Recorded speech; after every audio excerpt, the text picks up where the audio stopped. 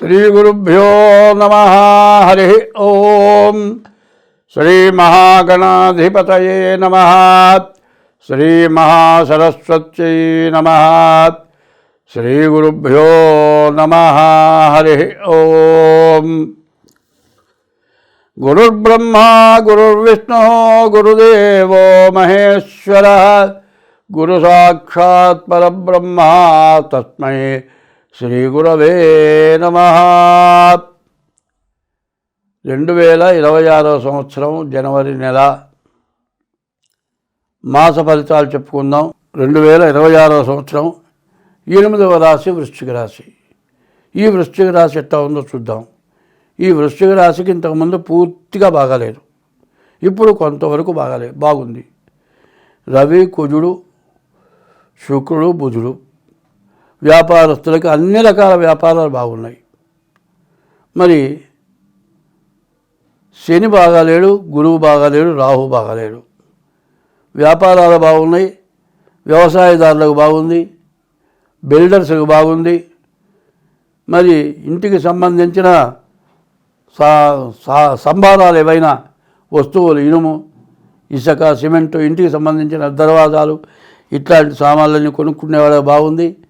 జీవితంలో ఎప్పటి నుంచో ఇల్లు కట్టుకోవాలి, ఇల్లు కొనుక్కోవాలనుకునే వాళ్ళకి ఇల్లు కొనుక్కుంటానికి కూడా అవకాశం ఉన్నది. రవి బాగున్నాడు, మీరు మీ ప్రభ బాగుంటుంది, బయటికి పోయి ఏదైనా సాధించగలుగుతారు. కానీ దానికి అడ్డం మాత్రం శని, రాహువు, కేతువు. ఈ మూడే పాపగ్రహాలు. రాహుకేతువుల పడటాన సూర్యుడు ఇబ్బంది పడ్డాడు, శని మరి చంద్రుడు ఇబ్బంది పడ్డాడు. వాళ్ళకంటే మనం గొప్పవాళ్ళం కాదు. ఈ రాహుకేతువులు ఎట్లాంటి వాళ్ళంటే కంటికి దగ్గర పుల్ల కనిపెట్టి తిరగమన్నారు. మనం వెళ్ళేటప్పుడు ఏ చెట్టు అడ్డం వస్తుంది, పోతూ ఉంటాం. చిన్న పుల్ల అంటే చెట్టు పుల్ల కటికన గుడ్డు దగ్గర గుచ్చుకుంటుంది, కనబోతుంది. కింద చూస్తూ పోతూ ఉంటాం, పైన వచ్చే కంటికి దగ్గర పుల్ల ఏమైనా కనుక్కుంటావా? అంత జాగ్రత్త పడాలి. కంటికి తగిలే పుల్లని ఎంత కనిపెట్టి ఉండాలో నీకు ఏ ఇబ్బంది వస్తుందో అంత జాగ్రత్త పడాలి. ఈ రాశి వాళ్ళు, ఈ రాశి వాళ్ళకి కొంతవరకు చాలా మంచి టైం అని చెప్తున్నాను.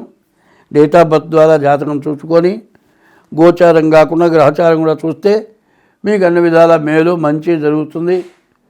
జాగ్రత్త పడండి, మీరు అన్ని విధాలా బాగుంటుంది. దీనికి ముందుగా అసలు 2025 నుంచి 28 వరకు కూడా ఏ గ్రహస్థితులు కూడా బాగాలేవు. గ్రహస్థితులు బాగా లేనప్పుడు మనం ఎప్పుడు కూడా జాగ్రత్త తీసుకోవాల్సిన అవసరం ఉంది. ఎందుకంటే జ్యోతిష్యం దేనికనే తెలుసుకోండి. ముందు నీ గ్రహస్థితి బాగుండకపోతే దానికి గ్రహాల యొక్క దోషాలు చెప్పి శాంతి చేయిస్తున్నాం, కానీ మీ బాధలు పోవట్లేదు. కారణం ఏంటి? మనం చేస్తున్నటువంటి పాపాల వల్ల ఇట్లాంటి సమస్యలు వస్తున్నాయి. కాబట్టి గృహస్థు అంటే వివాహం చేసుకొని భార్యాభర్తలుగా ఉన్నవాళ్ళు గృహస్థులు. ఈ గృహస్థులు అనేటువంటి వాళ్ళు ధర్మ పద్ధతిలో ఉండాలి. మరి గృహిణి అంటే భార్య, గృహస్థు అంటే పురుషుడు. వీళ్ళిద్దరూ కూడా బండికి 2 చక్రాల్లాగా ధర్మపదంలో నడవాలి. వీళ్ళు అధర్మ పదంలో నడుస్తున్నారు. ఇప్పుడు ఏమిటా అంటే, ఒకసారి వివాహం జరిగిన తర్వాత భార్య భర్త ఇద్దరు కూడా జీవితాంతం కూడా ఒకరితో ఒకళ్ళు కలిసి ప్రేమానుభవాలు కలిగి పిల్లల్ని జాగ్రత్తగా చూసుకోవాల్సిన బాధ్యత ఉంది. దాన్ని తప్పటం జరుగుతోంది. తప్పి కొంత వయసు వచ్చిన తర్వాత మరి పురుషుడు వేరే స్త్రీని మోహించి, ఆడమనిషి వేరే పురుషుడిని మోహించి పిల్లల్ని వదిలేసి తల్లిదండ్రుల్ని కూడా అన్నం పెట్టక, ఇప్పుడు మొగుడు పెళ్ళం వెళ్ళిపోయినారు, చెరొకళ్ళని చేసుకున్నారు, కన్న పిల్లలు ఉన్నారు, పెద్దవాళ్ళ దగ్గర వదిలేశారు. పెద్దవాళ్ళు ఎంతకాలం పోషిస్తారు? వాళ్ళు గతించిపోయినారు. పిల్లలు అనాథలైపోయినారు. అనాథలైపోయి వాళ్ళు మరి ఆ పిల్లలు మరి ఎక్కడైనా సరే అనాథ శరణాలయాల్లో చేరుతున్నాడు. పిల్లల్ని కన్న తర్వాత జన్మనిచ్చిన తల్లిదండ్రుల్ని, పిల్లల్ని వదిలేసి మొదట వివాహాన్ని వదిలేసి రెండో వివాహం కాదు. అది వివాహం కింద లెక్క కానే కాదు.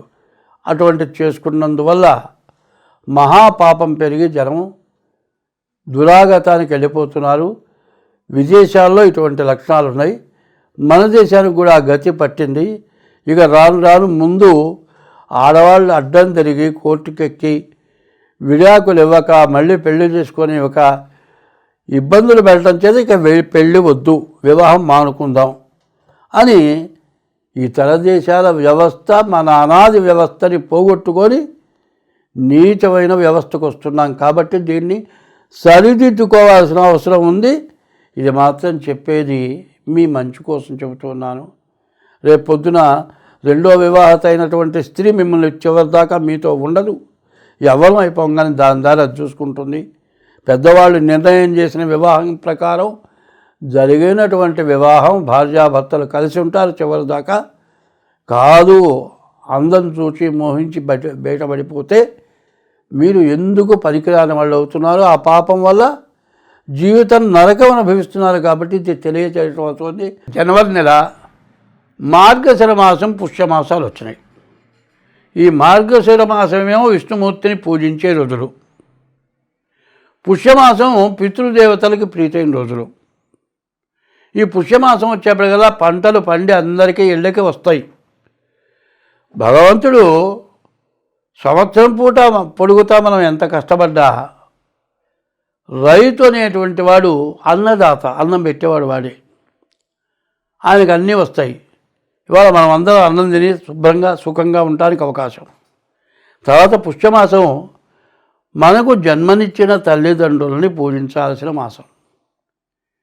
ఈ ధనుర్మాసం అయిపోయి మకరంలో సూర్యుడు ప్రవేశిస్తాడు. ఈ ధనుర్మాసం తర్వాత ఉత్తరాయణం, మకర సంక్రమణ ప్రయుక్త ఉత్తరాయణ మహాపర్వడి పుణ్యకాలం అంటారు.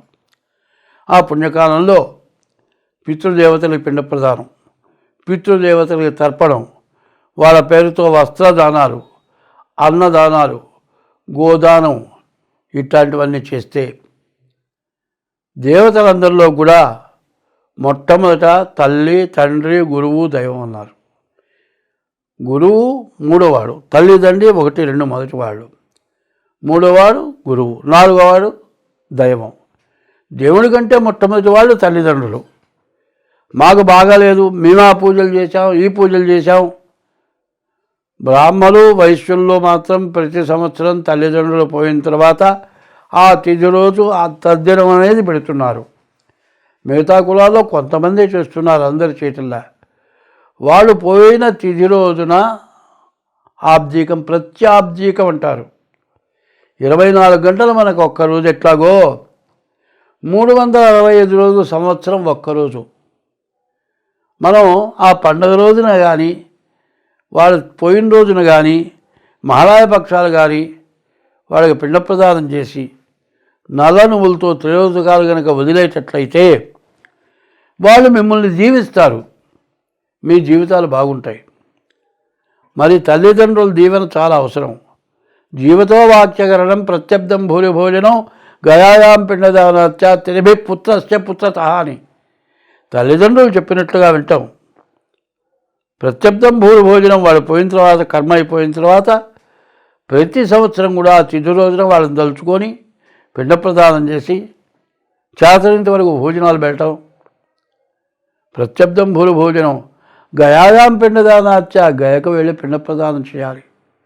త్రిభి పుత్రస్య పుత్రత, జన్మనిచ్చిన తల్లిదండ్రులకు రుణం తీర్చుకోవాలంటే ఇవి చేయాలి. ఇవి చేయకపోవటాన చాలా బాధలు పడుతూ ఉంటారు. వాళ్ళు నరకంలో ఉంటారు. ఆ నరకంలో ఉండి వాళ్ళు బాధలు పడుతూ ఉంటే మనం సుఖంగా ఉండలేము. వాళ్ళు నరకం నుంచి మోక్షాన్ని పొందాలి అంటే మరి గో సంరక్షణ సంఘంలో గరుకురాయి అంటారు, అదన్నా వెయ్యాలి. ప్రతి సంవత్సరం ఆబ్దికం పెట్టాలి. అది తిథి తెలియనప్పుడు కనీసం సంక్రాంతి పండుగ రోజు వాళ్ళ పేరుతో ఏదైనా చేయాలి. అట్లా ఎవరైతే చేస్తారో అన్ని విధాలా బాగుంటారు. ధనుర్మాసంలో ఎవరైనా మరణిస్తే, మార్గశిర మాసంలో ఎవరైనా మరణిస్తే విష్ణు ద్వారాలు తెరిచి ఉంటాయిట, మోక్షం కలుగుతుందిట.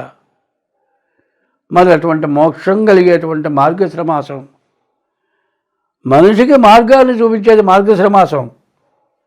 మరి 12 నెలల్లో 9వ నెల మార్గశిర మాసం. ఈ 9 సంఖ్య చాలా విశేషమైంది. మనిషికి నవరంధ్రాలు ఉన్నాయి, నవగ్రహాలు ఉన్నాయి. 9 సంఖ్య చాలా విశేషమైంది.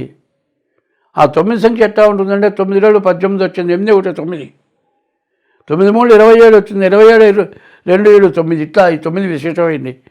మార్గశిర మాసం పుష్యమాసం. మనం ఎన్ని పాపాలన్నా పోగొట్టుకుంటానికి అవకాశమైన మాసం. ఈ మాసంలో మీరు చెప్పింది చేయండి, అన్ని విధాలా బాగుంటాం. స్వస్తి.